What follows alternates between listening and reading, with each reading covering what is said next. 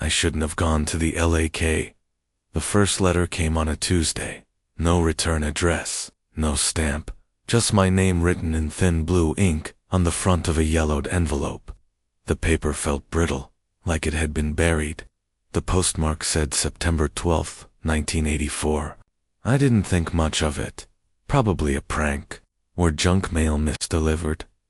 I almost threw it away, but something made me open it. Inside, a single sheet of paper. Same blue ink, same shaky handwriting. It said the writer had been watching me for a long time, that they knew things about me no one else did, that I used to bite my nails when I was nervous, that I cried during the last scene of that old cartoon about the fox and the hound, that I still talk to my mom's voicemail, even though she's been gone for 7 years. It said I shouldn't go to the lake. It didn't say which lake. It didn't say why. It just said, don't go to the lake. I laughed, out loud. Who writes a letter like that? Who mails it with a fake 1984 postmark? I tossed it in the recycling bin, forgot about it, until the second letter came. Same envelope, same handwriting, postmarked October 3rd, 1984. This one said the writer knew I had started checking the locks twice at night, that I had begun sleeping with the light on, that I kept replaying that voicemail, even though it hurts, that I was thinking about driving up north next weekend, to Clearwater Lake. I froze. I hadn't told anyone about Clearwater Lake. I hadn't even booked the trip yet. I had only thought about it, while scrolling through photos online, while drinking coffee alone on Sunday morning. No one knew, except whoever wrote the letter. I didn't throw this one away. I kept it, put it in a drawer, told myself it was coincidence, or a stalker, or some weird AI glitch in the postal system. Yeah, that's it. The third letter came 5 days later, postmarked November 18th, 1984. It said the writer had been leaving letters for me for decades, that they tried in 1992, in 2001, in 2013, but I never found them, or I wasn't ready, or I wasn't living in the right house, or I wasn't paying attention. It said this time was different. This time, I was listening. It said I was already packing my bag, that I had bought trail mix and a new flashlight, that I had told my boss I needed a mental health day. It said, don't go to the lake. I didn't answer the letters. I didn't write back. I didn't try to find the sender. Instead, I did the opposite of what they asked. I drove to Clearwater Lake. I told myself it was rebellion, or curiosity, or just to prove the letters were fake, that no one could know my thoughts, that no one could predict my actions. I packed my car on Friday night, left at dawn. The lake was beautiful, pine trees, still water, mist rising off the surface like breath. I set up my tent, built a fire, drank coffee, watched the sunset, felt peace for the first time in years. That night, I woke up to the sound of footsteps. Not animals, not wind, footsteps, slow, deliberate, circling the tent. I grabbed my flashlight, unzipped the tent. No one there, just the trees, the lake, the moon, and a new envelope, pinned to the tent flap with a rusted safety pin, postmarked December 1st, 1984. I opened it with shaking hands. It said the writer was sorry, that they tried to stop me, that they knew I wouldn't listen, that I never listened, that I didn't listen in 1978, or 1995, or 2009. It said I always go to the lake. It said, I always die there. It said this wasn't the first time. It said it wouldn't be the last. I didn't sleep. I sat by the fire until sunrise, packed my car, drove home, didn't stop, didn't look back. When I got home, I found 7 new letters waiting for me, all postmarked between 1984 and 1985. All said the same thing. Don't go to the lake. One of them included a photograph, black and white. Faded. It showed a man standing on the shore of Clearwater Lake, wearing my jacket, my boots, my face, but older. Eyes hollow. Smiling. On the back of the photo. No writing, just a date, June 14th, 2024. That's tomorrow. I didn't leave the house all day. I boarded up the windows, unplugged the phone, threw away the mailbox. At 3 a.m., I heard the mail slot creak. I didn't move. At 3:03 a.m., another creak, then silence. At 6 a.m., I opened the front door. One last envelope. No postmark, no date, just my name. Inside, one sentence. It said I was already at the lake. It said I never left. It said the man in the photo wasn't a warning. He was me. From next time. I looked in the mirror. My reflection didn't move when I did.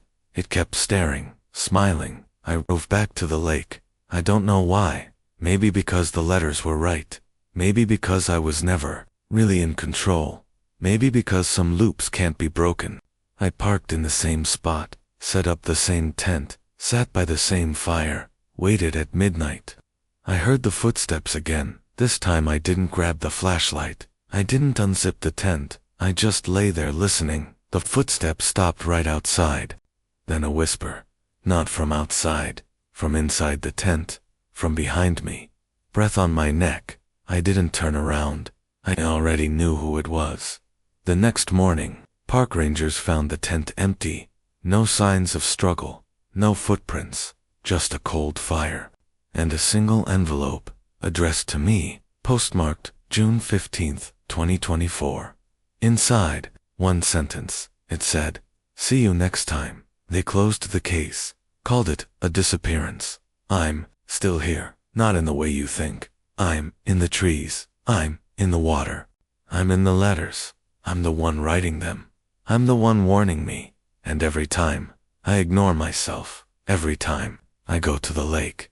Every time, I die. And every time, I come back, to write the next letter, to stop the next me. It never works. It's not supposed to. The lake doesn't want me dead. It wants me trapped, forever, in the loop. Writing. Warning. Failing. Returning. I shouldn't have gone to the lake, but I will, again, and again, and again. Asterisk. They found my journal, buried under the floorboards of the ranger station. No one knows how it got there. The pages were damp, smelled like lake water. The ink was smudged but still readable. I wrote this part after I came back, after I died, after I returned. I don't remember writing it, but I recognize my handwriting. It says I tried to escape. It says I drove south, to the desert, to the city, to the coast. Everywhere I went, the letters followed, left on windshields, slid under motel doors, taped to gas pumps. Always the same message. Don't go to the lake. It says I stopped opening them, stopped reading, stopped caring. It says I stood on a bridge once, high above a river, ready to jump. The letter appeared in my pocket. I didn't put it there. It said, jumping won't stop it. Only the lake can end the loop. It says I screamed. I threw the letter into the water. It floated, then sank, then washed back up, dry, unharmed, waiting. It says, I gave up.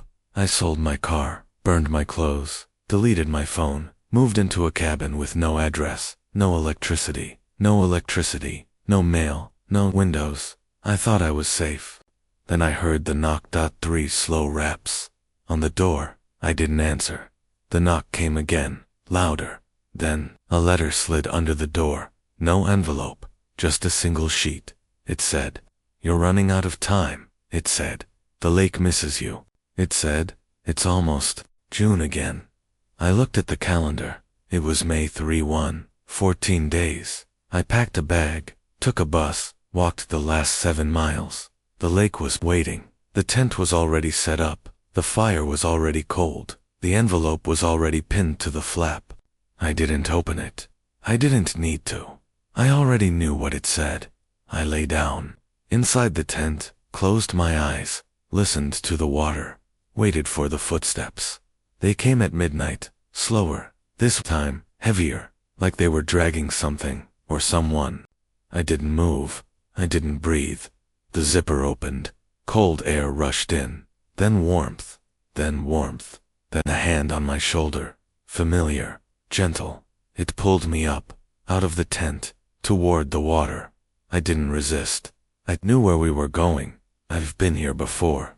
I'll be here again. The water is cold. The moon is bright. The letters keep coming. Even now, especially now. I shouldn't have gone to the lake, but you will. Check your mailbox tonight if you find a yellowed envelope with your name and a date from the past. Don't open it, burn it, bury it, forget it, or you'll end up here with me, in the water, in the loop, waiting, writing, dying, returning. The lake always wins, and June is almost here.